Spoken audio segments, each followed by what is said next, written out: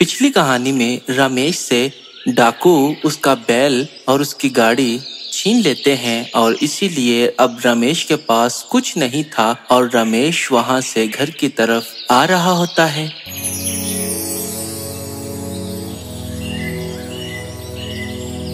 अरे अब मैं क्या करूंगा? मेरे पास अब कुछ नहीं रहा। जो बैलगाड़ी थी वो तो डाकुओं ने मुझसे छीन ली। अब मेरे पास तो कुछ भी नहीं है। अब मैं काम कैसे करूंगा? और रोशनी को मैं ये कैसे बताऊंगा कि रोशनी, हमारे पास जो था, जो हमारा कमाई का जरिया था, वो हमसे छीन गया। आए ऊपर वाले, अब मैं कैसे रोशनी को ये सब कुछ बताऊंगा? वो तो पहले ही बहुत परेशान रहती है। रमेश ऐसे ही परेशान था क्योंकि उसकी बैलगाड़ी ही उसका एक कमाई का जरिया थी, वो भी डाकुओं ने छीन ली। भानु ने डाकुओं को तो बुलवा लिया और इसकी बैलगाड़ी तो इससे छीन ली, लेकिन भानु के हाथ भी कुछ नहीं आया क्योंकि वो इसकी बैलगाड़ी लेना चाहता था, लेकिन उसके हाथ भी कुछ नहीं आया। लेकिन अब रमेश तो परेशान था और इसी परेशानी में वो अपने घर पहुंच जाता है।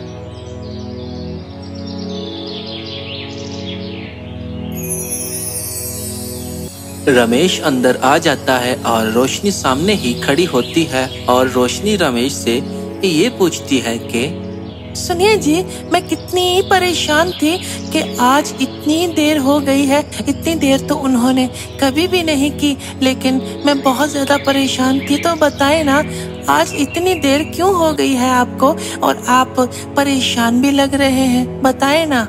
रोशनी, मुझको समझ नहीं आ रही कि मैं तुझको कैसे बताऊं कि आज मेरे साथ क्या हुआ है, और मैं इस चीज से बहुत ज्यादा परेशान हो गया हूं। अब जल्दी बताए ना, क्या बात हो गई है? मुझे भी परेशान कर रहे हैं। कुछ नहीं होता, बता दें आप, क्या हुआ है? तो रोशनी, बात ये है कि भानु मेरे पास आया था कि मेरी गंदम है वो छोड़ कर आनी है शहर में। तो मैंने कहा था ठीक है, और मैं गंदम छोड़ने गया था, वो तुमको पता ही है। लेकिन रास्ते में कुछ डाकू वहां पर आ गए, उन्होंने मुझसे गंदम भी छीन ली और मेरी बैलगाड़ी भी मुझसे छीन ली। अब रोशनी, हमारे पास कुछ भी नहीं रहा।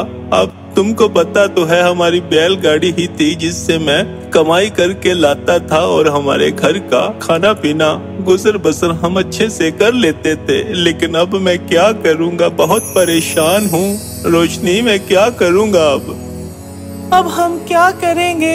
मैंने आपको कहा भी था कि देर से मत आया करें, आप मेरी एक भी नहीं सुनते। आप देख लें, ये हो गया है ना। मैंने इसीलिए कहा था कि साथ वालों को भी डाकुओं ने लूट लिया था, लेकिन आपने मेरी बात नहीं मानी। अब देख ले, मैंने आपको कहा भी था। ऐ ऊपर वाले, अब हम क्या करेंगे?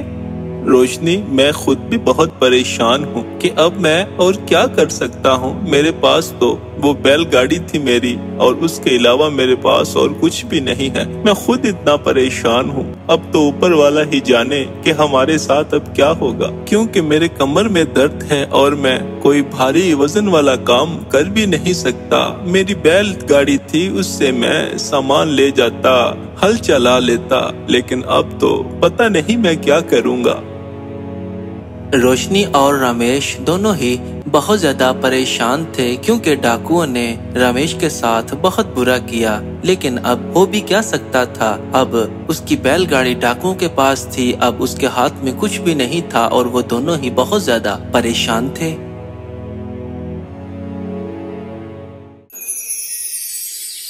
अगले दिन रमेश और उसकी बीवी घर के बाहर ही खड़े होते हैं और रमेश की बीवी रमेश से ये कहती है कि सुनिए जी, अब हाथ पे हाथ रख के बैठने से कुछ भी नहीं होगा। हमारे बैल डाकू ले गए हैं, अब उनको वापस तो लाया जा नहीं सकता। तो आप ऐसा करें, अब आप कोई काम ढूंढ लें, क्योंकि अगर आप काम नहीं करेंगे तो हमारी परेशानियां और बढ़ेंगी, कम नहीं होंगी। तो आप बैलों का ख्याल छोड़ दें, क्योंकि वो तो चले गए। बस अब कोई और काम ढूंढे जाकर। रोशनी, तुम ठीक कहती हो, काम तो मुझको कोई और ढूंढना ही पड़ेगा, लेकिन करूं भी तो क्या करूं, मुझको समझ नहीं आ रही। समझ क्यों नहीं आ रही? आप हरीलाल के पास चले जाए ना, वो सेठ नहीं था हरीलाल, उसके पास चले जाएं और उसके खेतों में पहले आप हल चलाते थे, तो अब वैसे मजदूरी कर ले जाकर, कोई इतनी बड़ी बात तो है नहीं। चला तो जाऊं मैं रोशनी, बड़ी बात तो कोई नहीं, लेकिन बात यह है कि पिछली बार मेरी उससे बहस हो गई थी और झगड़ा हो गया था पैसों की वजह से। उसने मुझको पैसे कम दिए थे, इसलिए मैंने कोई बात की और वो मुझसे गुस्सा हो गया। अब वो मुझको काम पर नहीं रखेगा, इसीलिए तो मैं परेशान हूँ कि मैं अब करूँगा क्या। तो इसमें परेशानी वाली कौन सी बात है जी?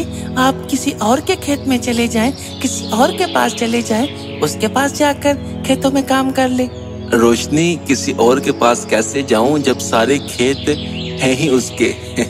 ये सारे गांव के जो खेत है ना, ये उसी के ही है, इसीलिए सारे गांव वाले काम उसी के पास करते हैं। हाँ, तो अगर जाऊंगा भी तो उसी के पास ही जाना पड़ेगा मुझको। अच्छा, छोड़े पुरानी बातों को, जाए ऊपर वाले का नाम ले, आपको काम दे देगा वो। इतनी भी बात नहीं है कि अब वो आपको काम ही ना दे। चले जाए, अब ऊपर वाले का नाम ले और जाकर उससे बात करें, आपको काम मिल जाएगा। रोशनी जैसे तैसे करके रमेश को मना लेती है कि आप जाएं और जाकर वहां पर काम उससे मांगे, वो आपको काम दे देगा। तो रोशनी की ये बात सुनकर उसको थोड़ा सा हौसला होता है और वो वहां से सेठ की तरफ निकल पड़ता है।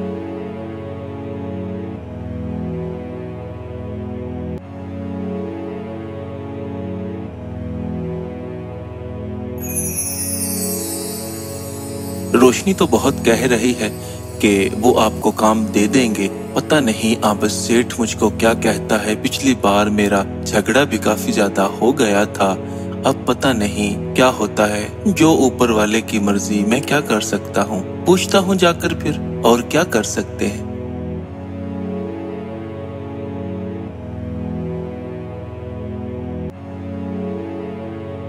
रमेश सेठ हरीलाल के पास पहुंच जाता है और सेठ हरीलाल सामने ही खड़ा होता है।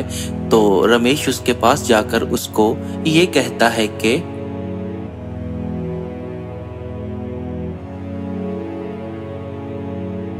और सेठ साहेब कैसे हैं, ठीक है ना?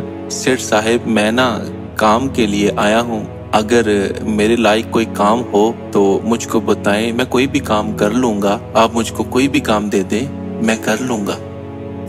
अरे तू मेरे पास कैसे आ गया?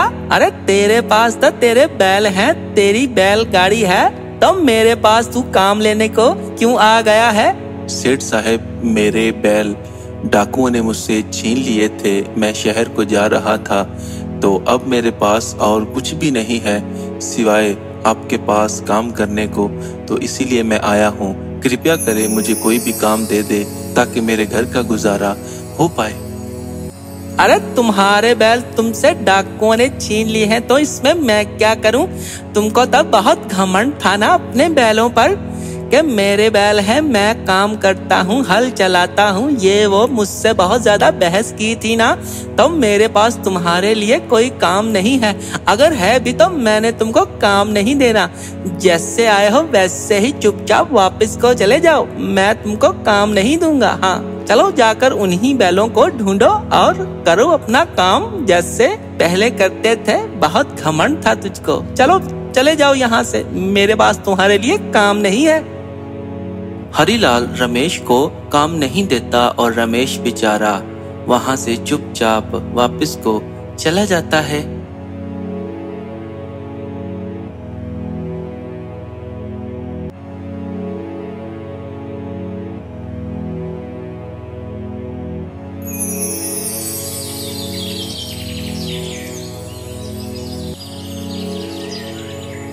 रमेश बेचारा ऐसे ही परेशानी में जा रहा था कि एक घने पेड़ के पास रुक जाता है और ये कहता है कि अब मैं क्या करूंगा? ना मेरे पास कोई काम है, ना मेरे पास मेरी बैलगाड़ी है, ना मेरे पास कोई और चीज है जिससे मैं अपने घर का गुजर बसर कर पाऊं। ऐ ऊपर वाले, आपने मेरे साथ ये कैसा इंसाफ किया है। ऐ ऊपर वाले, या तो मुझको ऊपर बुला ले या फिर मुझको कुछ दे दे ताकि मैं अपने घर का गुजर बसर कर पाऊं। आए ऊपर वाले, मैं बहुत परेशान हूँ, मेरी परेशानी को देखें और मुझको कुछ दें, वरना मेरा जीना बहुत मुश्किल है यहाँ पर। वो ये कह रहा था और बहुत परेशान था और रो भी रहा था कि एकदम से पीछे से पेड़ बोलता है और ये कहता है कि अरे बेटा, परेशान मत हो और रो क्यों रहे हो। तुम्हारी ऊपर वाले ने सुन ली है और अब तुमको फिक्र करने की जरूरत नहीं। तुम्हारी सारी मुश्किलें परेशानियां खत्म हो गई आज से। अरे अरे ये कौन बोला। अरे तुम बोलने वाले पेड़ हो। अरे तुम कौन हो। तुम बोल रहे हो। तुम बोल कैसे रहे हो। तुम तो पेड़ हो और पेड़ कैसे बोल सकता है। अरे बेटा, घबराओ मत, मैं एक जादुई पेड़ हूँ। ऊपर वाले ने तुम्हारी सुन ली है और अब तुमको फिक्र करने की जरूरत नहीं।